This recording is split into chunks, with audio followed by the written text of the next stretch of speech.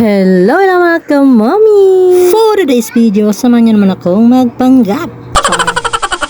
Eto nga't kinakarir ko na ang pagbabawas ng timbang. Alam niyo naman nga, hindi na tayo pabata, kaya naman mabilis talaga tayong mapagod. Kaya't nakapag-decide ngang Mami Zenyo na i-push na talaga tong pagbabawas ng timbang.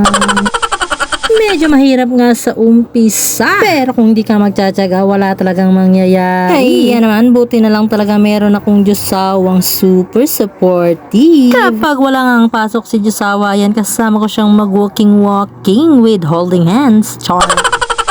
Si Diyosawa nga din pala ang nag-push sa akin para gawin na ito. Kaya naman kahit mahirap talaga sa umpisa, ayan, kakayanin natin mga kamami. Pag wala naman nga pasok si Mister, solo flight kong naglalakad. Medyo nasanay na nga rin ako. Medyo nare-relax din kasi yung isip ko pag ganong mag-isa ako. Siyempre, iba din pag may kasama kang naglalakad. May ka-holding hands ka nga din.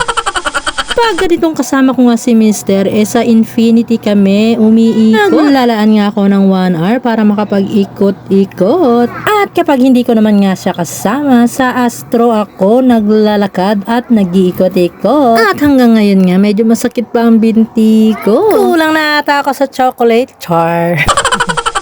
Sana talaga sa umpisa pa lang ginawa ko na to. Pero dahil naging kampante ako at naging pasaway na nga rin sa mga kinakain, ay at lumobo ako ng lumobo. Sa mga oras nga pala na ito, inutusan ko si Diyosawa na kunan ako ng video. At ayan nga, ang galing niyang kumuha. Ang liit-liit ko sa video, diba?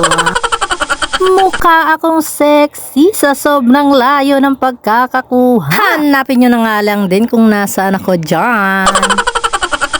At kung umabot ka naman sa dulo ng aking video mga kamami, salamat po sa panonood. Yun lamang po for today's video. Bye bye!